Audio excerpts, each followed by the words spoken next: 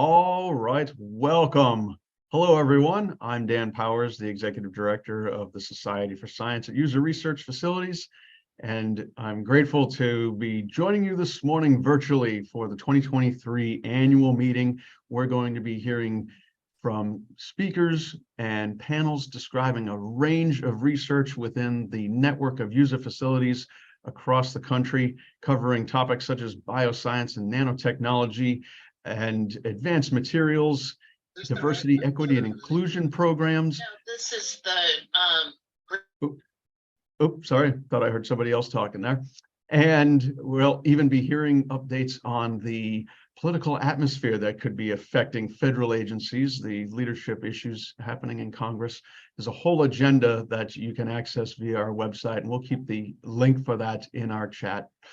I'll be back later with a bit more information about some of the programs that SSURF has been pursuing during 2023 and our outlook for 2024. But now I'd like to turn this over to our board chair, Lily Troia, and we'll get the session started. I'll see you all in a little while. We're really excited to have you here today. I'm just going to bring up some slides to get us going. We appreciate everyone's time today. We've got a fantastic program. I appreciate our speakers in advance for putting together a really fantastic program that addresses, I think, a range of pressing challenges, needs, concerns, things that our community is really speaking about.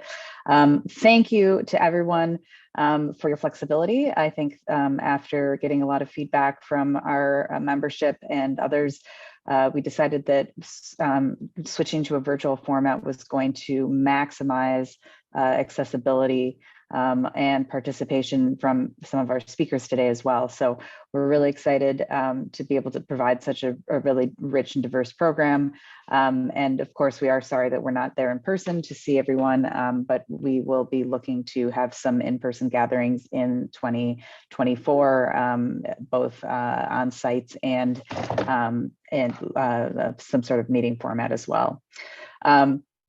Just briefly, my name is Lily Troia. I've been the board chair now for a year, although I've been involved with SSURF since 2018. I spend a lot of time working on both operational aspects of the organization, working very closely with Dan, who you just had the pleasure of hearing from, and you'll be hearing from throughout the day.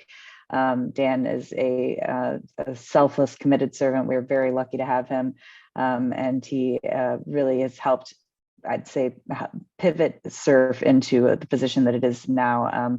And I'm going to speak a little bit about some of the activities that we've been working on this year, just so you can understand really what we've been focused on and where we're going.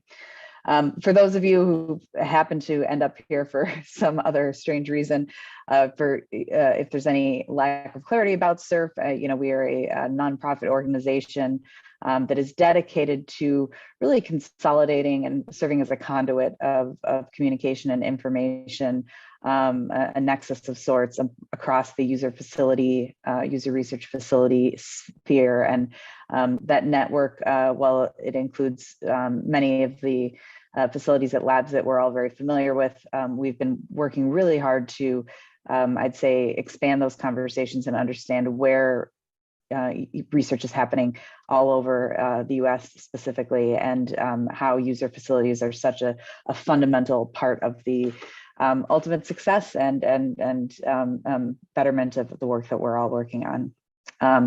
So we've now been together for close to about 6 years. It's since incorporation, although there are lots of long storied background about the organization.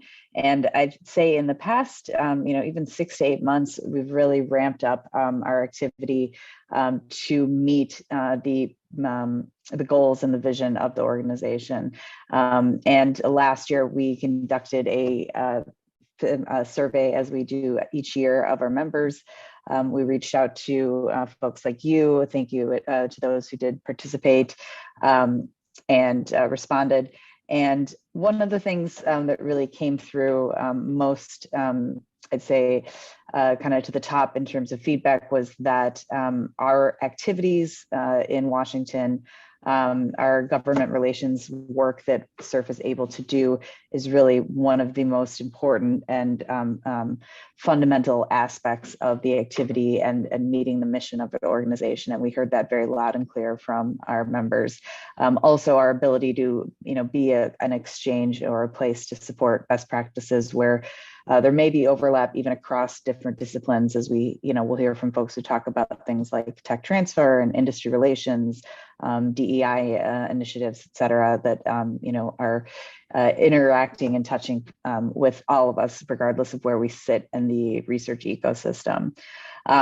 But we want to really specifically, as an organization that has to think about scalability, have been focused on really expanding specifically this area of government relations and federal activity, because we want to be able to be that voice to speak on behalf of science and research funding, and ensure that there is both not just a continuation of status quo, but the ability to really expand, ramp up, maximize, and amplify our impact in all kind of realms of the scientific touch points that we interact with on a day-to-day. So some of the ways that we've been doing that have involved active outreach, education activities, really thinking about our communication from a much more strategic approach.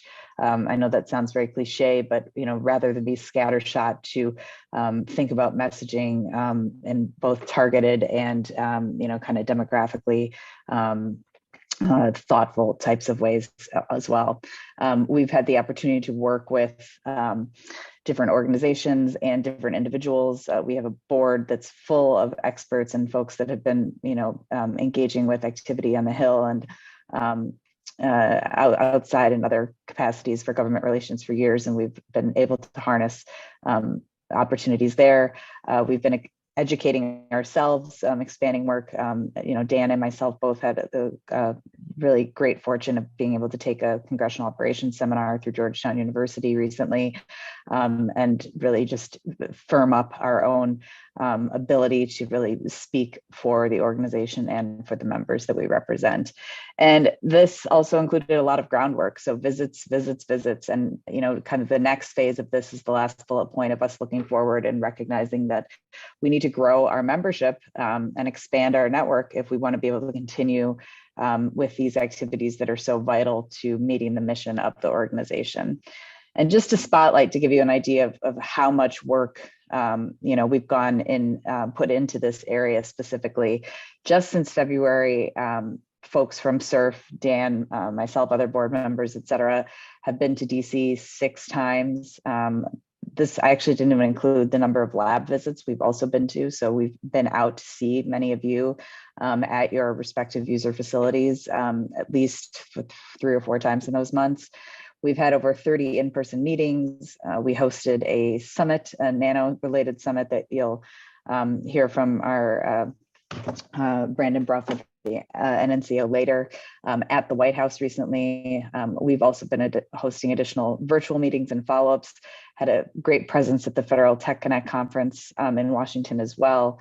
And the audiences that we're reaching, are congressional offices across the aisle, both folks on, folks that are on different committees, different caucuses, different issues. We've also had a really lot of luck targeting for some of our freshman senators and Congress folk, who are just coming in and I think going to be really great advocates.